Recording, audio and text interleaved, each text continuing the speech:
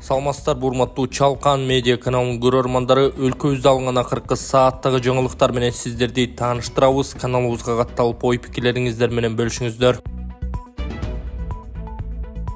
Шадиевдин Баткен комфорт базарынын акцияларынын контролдук пакети мамлекетке өттү.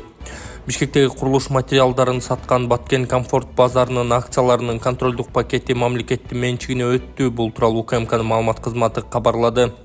Билдирмеге караганда экс-депутат, мурдагы биринчи вице-премьер Аскарбек Шадиев 2000-жылы Жогорку Кеңештин мүлк боюнча комитетинин төрагасынын ыйгарым укуктарын пайдаланып, Борбор калаадан арзандатылган баада 3 гектарга жакын жер тилкесин Баткен комфорт базарын алып, өзүнүн туугандарына каттаткан.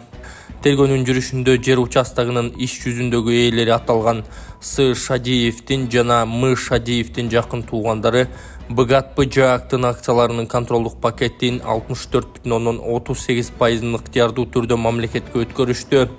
Ошондой эле ушул жылдын 9 январында мүлктү башкаруу боюнча мамлекеттик агенттик негизги акционер катары аталган базардын жетекчилигин алмаштырган.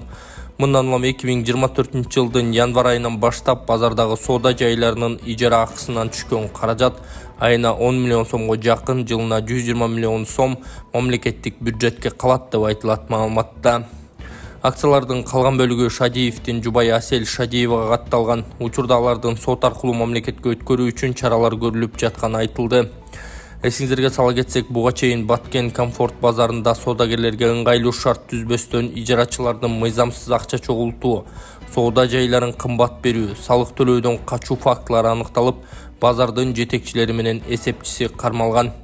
Аскарбек Шадиевге карата 2018 жылы кызматынан кыянаттык менен пайдалануу, мамлекеттик чек араны мыйзамсыз кесип өтүү жана криминалдык жол менен табылган каражатты мыйзамдаштыруу беренелери боюнча 3 кылмыш иши козголгон. Июнь айында УКМК Шадиев Баткен облусуна тууганынын акыркы сапарга узатуу зыйнатына катышканы барып, андан ары чек арадан мыйзамсыз өтүп кеткенин билдирген. Депутат дипломаттык паспортун пайдалануу менен Худжант Москвага аттам менен учуп, андан соң АКШнын Нью-Йорк шаарына бет алганы белгилүү болгон. Урматтуу мекендеш, иширетмин тиркемеси жакшы мүмкүнчүлүктөрдү жарыялап жатат. Эгерде сизде иширетүү цехиңиз болуп, кайсы бир товарды өндүрүп келсеңиз, мындан ары иширетмин тиркемесине жайгаштырып, товарыңызды сатууга мүмкүнчүлүк ачылды. Ошондой эле курулуштарга жакшы иширетүүчүлөрдү иширетмин тиркемесинен табууга болот. Ал үчүн иширетмин тиркемесин Google Play'ден же App Store аркылуу жүктөп алып, регистрация кылып коюу жетиштүү болот. А эгерде автоунааңыз бузулуп, уста издеп жаткан болсоңуз, дал ошол иширетмин тиркемесинин иштөө принциптеринде эле автомин тиркемесин көчүрүп алып пайдалансаңыз болот. Автомин тиркемеси аркылуу автоунаа усталарын оңой тапканга, алардын түрлөрү же тажрыйбасына карап, автоунааңызды оңдотуп алсаңыз болот. Кененирээк маалыматтарды төмөндөгү Instagram баракчадан же сайт аркылуу таанышсаңыздар болот. 3 облустун 8 айылынын аталышы өзгөрмөй болду, мыйзамга кол коюлду. Мамлекет башчы Садыр Жапаров Баткен, Жалал-Абад жана Ысык Көл облустарынын айрым айыл аймактарын жана айылдарын кайра атоо жөнүндө мыйзамга кол койду.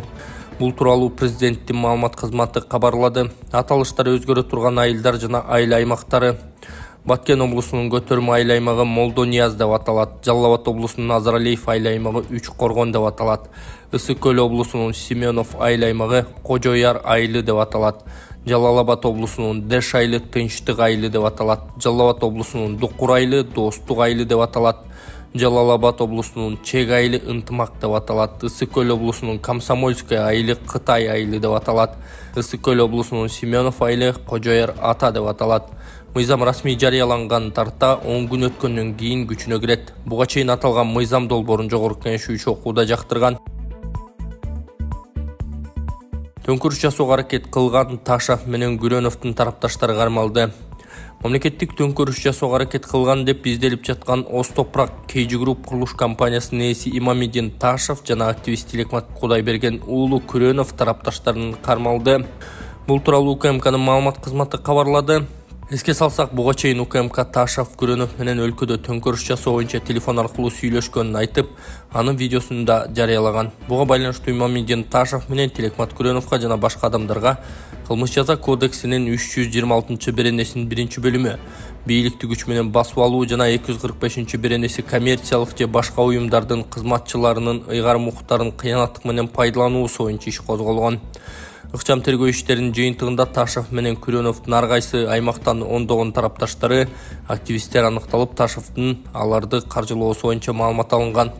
Жыйынтыгында МАИ аттуу адам кармалган. Ал Ош жана Жалал Абад облустарында координатор болуп, массалык нааразычылык акциясына эл топтомок. Ошондой эле Бишкекке кишилерди алып келмек. КАК аттуу адам таластан колго түшүрүлдү. Бул киши АКШдагы адамдардан акча которууларды уюштурган. Ташев анын эсебине бир нече жолу ири суммада акча которгон деген УКМКнын маалымат кызматы. Ташевдин жашаган жеринде тинтүү жүргүзүлүп, акча, кымбат баалуу унаалары жана башка мүлк табылганы кошумчаланды. Учурда бул ишке тиешеси бар башка адамдарды аныктоо боюнча ыкчам тергөө иштери улантылып жатканы белгиленди. Депутат Түмөнбаев Ташиев экөөнүн ортосунда эч кандай пикир келишпестик жок экенин айтты. Номер 35 Ак Суу бир мандаттуу шайлоо округунан шайланган парламенттик элдик депутаттык тобунун лидери Акылбек Түмөнбаев Акипресс маалымат агенттигине УКМК төрагасы Камчыбек Ташиев анын дарегине айтылган сөздөр боюнча эч кандай комментарий бербей турганын билдирди. Анда эле өкүлү мындай деген: "Мен өз пикиримди өз оюмда калтырам. Эмне себептен мындай сөздөр чыкканын билбейм. Мен президентибиз Садыр Жапаровду жана Камчыбек Ташиевдин учурда өлкөнү өнүктүрүү боюнча саясатын колдойм жана жардам бергенге аракет кылуудамын. Эч кандай каршылыгым жок" деген Акылбек Түмөнбаев. Эсиңиздерге сала кетсек, 2023 жылдын ноябрь айында Ташиев Камчыгөлбаевди акыркы сапарга узатуу зыйнатына Акылбек Түмөнбаевдин катышуусу тууралуу кептер тарганын билдирген. Анын айтымында, эгерде Түмөнбаевдин ордунда мамлекеттик кызматкер болгондо аны 1 сааттын ичинде жумуштан кетирүүгө мажбурламак. Ал 1 сааттын ичинде иштен алынмак. Анын абийирине коелу: кетем десе да өзү билсин, иштейм десе да өзү билсин. Бирок азырынча Түмөнбаев менен Көлбаевдин байланышы ачыктала элек. Алар пайда болоору менен кылмыш ишин козгойбу, эч кимге ырайым болбойт деген УКМКнын жетекчиси Камчыбек Ташиев. Акылбек Түмөнбаев номер 35 Ак Суу бир мандаттуу шайлоо округунан жогорку кеңештин депутаты, элдик депутаттык тобунун лидери, ички иштер органдарында иштеп, салык кызматында, каржы министрлигинде, каржы полициясында, эсеп палатасынын аудитору болуп иштеген. Толубай Бакасовдун ден соолукту чыңдоо борбору Кытай элдик ыкмасы менен гайморит, грыжа, артрит, остеохондроз, куяң, тиземун, простатит ооруларын дарылоо жана айрыкча улгайган адамдардын кан айлануу системасын жакшыртуу. Мындан сырткары бизде косметология жана ашыкча салмакты кетирүү процедуралары бар. Гайморитти дарылоо ыкмасы мурун көңдөйүндөгү ириңдерди жибитүү үчүн от жабуу, андан соң табигый таза чөптөн жасалган порошок менен ириңди сыртка алып чыгаруу. Грыжа, остеохондроз, тизе муун жана суук тийген ооруларды дарылоо ыкмасы. Ооруган жерге гандин, же жөнөкөй тил менен айтканда дары чөптөргө сугарылган таякчалар менен массаж жасоо. Андан кийин от жабуу. От жаккан соң атайын табигый чөптөрдөн жасалган дары майларын шыбап, денедеги токсин, туз жана вирустарды чыгаруу. Дарылоо мөөнөтү болжол менен 10 күн. Келип 100% кепилдик менен ден соолугуңузду чыңап кетиңиздер. Кененирээк маалымат алуу үчүн экраныңыздардагы номерге кайрылыңыздар. Сейит Атамбаев революция боюнча соц тармактагы маалыматка ишенбөөгө чакырды. Жогорку кеңештин депутаты Сейитбек Атамбаев мурдагы президент Алмазбек Атамбаевдин сүрөтү менен революция боюнча социалдык тармакка тарап жаткан чакырыкка ишенбөөгө чакырды. Мурдагы президент Алмазбек Атамбаевдин сүрөтү менен тараган маалыматта акыркы революция деп жазылып, ал кайсы күнү саат канчада болоору көрсөтүлгөн. Сейитбек Атамбаев акыркы күндөрү провокацияга түрткөн видео посттор жарыяланып жатканын белгиледи. Расмий түрдө айтат элем, атабыз Атамбаев Алмазбек Шаршенович бүгүнкү күнгө чейин ден соолугу менен алышып жатат, жакын арада Кыргызстанга келбейт, провокация калтырбагыла туугандар.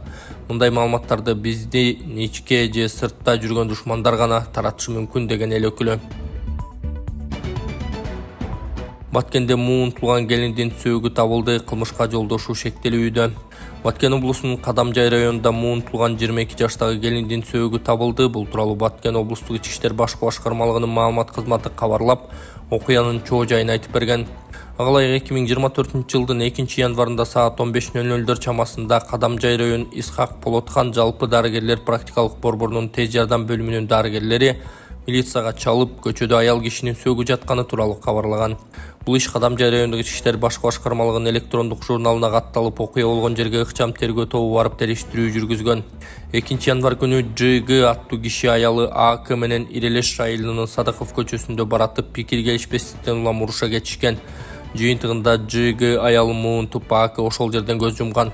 Ыкчам тергөө тобу келиндин сол көзүгө көрүп, мойнунда колу менен муунтулган белгилер бар экени аныкталган деп айтылат кабарда. Маалым болгондой көз жумган келинди да, жолдошунун да кулагы жакшы укчу эмес. Бул иш боюнча кылмыш жаза кодексинин 122-беренесинин 1-бөлүгү адам өлтүрүү боюнча иш козголуп, кылмышка шектүү катары келиндин жолдошу кармалып, убактылуу кармоо жайына киргизилгени кошумчаланды. Ошондой эле соттук медициналык экспертиза дайындалган. Азыркы учурда тергөө жүргүзүлүүдө. Индияга турист катары барган кыргызстандык аял каза тапты. Индияга турист катары барган кыргызстандык аял каза болгонун Тышкы иштер министрлиги билдирди. Маалыматка караганда 5 январда Индиядагы элчиликке Ришикеш шаарындагы отелдин номеринен кыргызстандык аялдын сөөгү табылганы тууралуу кабар түшкөн. Каланын полициясы кылмыш иши козголуп, тергөө амалдары жүрүп жатканын билдирген. 2024-жылдын 8 январында маркумдун сөөгү Кыргызстанга жеткилип, туугандарына өткөрүп берилди деп айтылат маалыматта. Окуя Кыргызстандын Индиядагы элчилигинин өзгөчө көзөмөлүндө турат. Индиялык ЖМКлардын маалыматы боюнча 32 жаштагы аял туристтердин тобу менен өлкөгө 12 декабрда кирген. Тим кыргызстандыктарды башаламандыктан улам Эквадорго барбай турууга чакырды. Эквадордо каза болгондордун жана жабыркагандардын арасында Кыргызстандын жарандары жок. Бул тууралуу Тышкы иштер министрлиги Кыргызстандын АКШдагы жана Канададагы элчилигинин маалыматына таянып кабарлады. Билдирмеге караганда кыргыз жарандары консулдук каттоодо да жок. Эквадордун Кито шаарында башаламандык уланууда. Кылмыштуу топтор менен укук коргоо органдарынын ортосундагы куралдуу кагылышуулардан полиция кызматкерлери жана жай тургундар көз жумган. Алардын арасында Кыргыз Республикасынын жарандары жок. Министрлик Эквадордун ичинде саякаттабай жана ушул убакытта аталган өлкөгө барбай турууга чакырат деп айтылат кабарда. Тышкы иштер министрлиги өзгөчө кырдаал жана шашылыш суроолор жаралган учурда мекендештер министрликтин консулдук департаментинин +996 999 312 002 номерине жана элчиликтин +1 202 256 29 24 телефонуна кайрылса болоорун эскертти. Белгилей кетсек, учурда Эквадордо абал тынч эмес. Аталган өлкөдө мафиянын козголоңунан кийин массалык башаламандык башталып, түрмөлөрдө бунт чыгып, бири банданын лидери качып кеткенден кийин өлкө президенти Даниэль Набоа 40 күндүк өзгөчө кырдаал режимин киргизген. Бирок бийликтин мындай кадамы башаламандыкты ырбатып, кылмышкерлер унааларды өрттөп, полиция кызматкерлерин уурдап жарылуучу заттарды колдонушкан. 2 күндө Ысык көлдөн 2100 метр тор чыгарылды. 2 күндө Ысык көлдөн 2100 метр тор чыгарылганын өзгөчө кырдаалдар министрлигинен билдиришти. Маалыматка ылайык, суучулдар Түп район Күрмөнтү айылынан Кутургу айылына чейинки аралыкты тазалап, 2 күн ичинде 1096,57 гектар суу аянтынан 2100 метр синтетикалык тор жана ага түшкөн балыктарды чыгарды.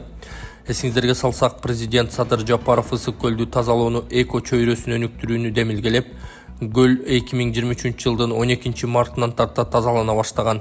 Жалпысынан бүгүнкү күнгө чейин 431.182 гектар көл аянтынан 22.546 кг таштанды, 220.200 метр тор чыгарылды.